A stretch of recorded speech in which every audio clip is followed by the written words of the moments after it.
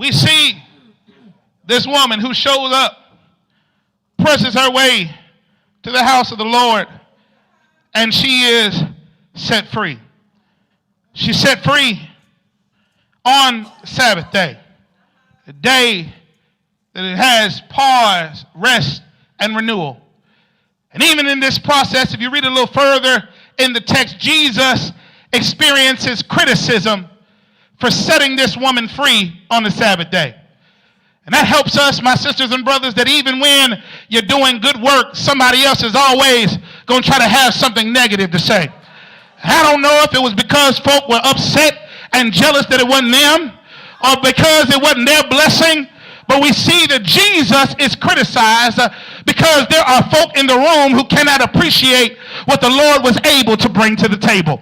But yet God was able to show up and show out in this woman's life. And I'm glad about this today, my sisters and brothers, because I want to let you know that your miracles and your blessings won't always happen in a vacuum. That God won't just show up and bless you in the midst of all perfect people. But yet God can move in your life. God can liberate us even when we're dealing with drama and mess all around us. But yet we come to see that regardless of who was present, regardless of what she was dealing with, regardless of what was going on, this sister was what? Set free. So that brings me to a question, especially for those of us who are looking to be set free as well, and that is, how was this woman set free on the Sabbath day? Well, I'm so glad that you asked, because the first thing that we see here in the text is that this woman pressed her way. I already alluded to it already, but we see it right here in the text. It says in verse 10, on a Sabbath, Jesus was teaching in one of the synagogues, and a woman was there who had been crippled by a spirit for 18 years. She was bent over and could not straighten up at all.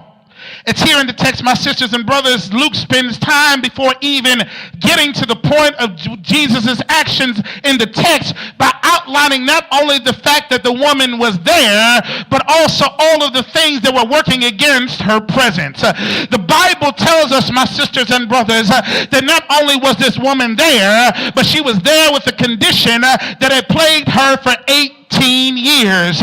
Now, if we look at this in terms of numerological senses, as we look at this, many will look at this as the span of majority of her life, given the life expectancy at this particular time. And so for majority of this woman's life, she had been dealing with some issues. Now, the spirit that they're talking about is a spirit of weakness, which other words is saying that she did not have the strength to be able to stand up straight. As we look at this particular thing, so this means that this woman was wrestling with weakness, yet she found the strength to press her way to the house of the Lord. Y'all missed this thing. This woman somehow, as she dealt with a lifetime of weakness, as she didn't have the strength to stand up straight, to be able to have proper posture, to be able to look folk in the eye, she was living a life bent over because she didn't have the strength to stand up. And while this woman did not have the strength to stand up, she still found the strength to make her way to the synagogue and spend some time in the house of the Lord.